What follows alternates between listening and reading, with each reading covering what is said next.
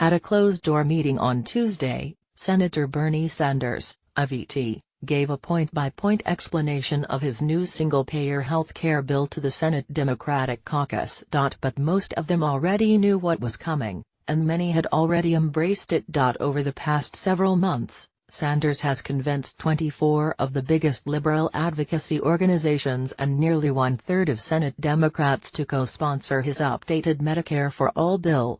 It is a sharp reversal for the party that once relegated the idea to its radical fringe. Just 2 years ago, Sanders couldn't find a single co-sponsor for his bill. "We had me. And that was it," Sanders said in an interview in his Senate office on Tuesday. Since then, activists and the 2016 campaign, particularly Sanders's run in the Democratic primaries, have pushed Democrats toward a rapid embrace of single-payer. Sanders's run revealed a large and vocal group within the Democratic Party that wants to dramatically transform Obamacare rather than merely tweak it, and several Democratic senators say that their constituents have overwhelmingly clamored for Medicare for All in town halls at home since President Donald Trump's election. But working in tandem with that amped-up external pressure is Sanders's new inside game on Capitol Hill.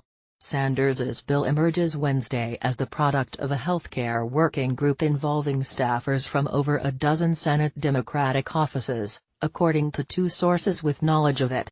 The final product tones down the policy ambitions of Sanders's earlier single-payer proposals in subtle but important ways that made it easier for his colleagues to come on board. The combined result of Sanders's carrot-and-stick approach, the implicit threat of criticism from the outside, the concessions from within, is a single-payer bill that 15 Senate Democrats have publicly said they will support, and an abrupt transformation in a political party's health care policy position that almost nobody could have guessed even a few months ago. Sanders, said Ben Wickler, Washington director of MoveOn.org, showed there's a tremendous, deeply politically engaged army of voters and donors and door-knockers just waiting to be energized over this issue.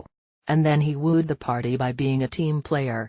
What Sanders's single-payer bill actually does before diving into the politics of the bill, it's worth understanding the basic framework of Sanders's single-payer policy. Right now, U.S. healthcare is a patchwork in which Americans receive their insurance in one of 5 main ways. Currently, 153 million Americans, or about 47% of the country, receive insurance from their employers. There are also government programs, most importantly Medicaid and Medicare, that combine to insure close to another 38% of Americans.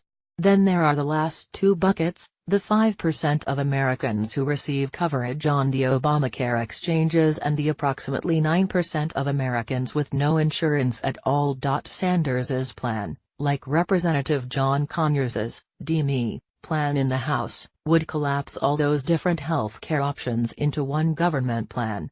That single government plan would have no cost sharing, meaning patients pay no premiums or deductibles, and involve no patient cost sharing, except for prescription drugs. As Vox's Sarah Cliff notes, Sanders hasn't yet tackled the biggest question about the plan: how to pay for it. Under the Sanders plan, private insurance would be outlawed in almost all cases. The 153 million Americans who receive insurance from their employers would lose that coverage, and in its place, receive government insurance that would force them to pay far less out of pocket, in almost all cases, than private plans do now.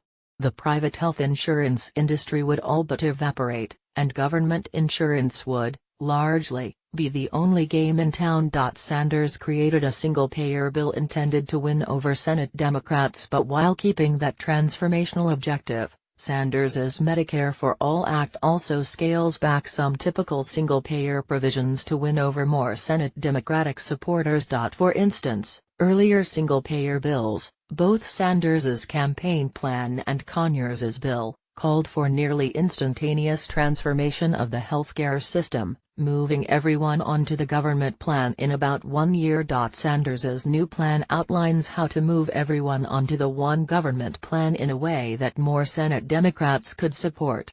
Instead of a transition of just 1 year, Sanders's plan would take big but more gradual steps in its first year, eliminating all cost-sharing in Medicare, lowering its eligibility age from 65 to 55, and enrolling everyone under age 18.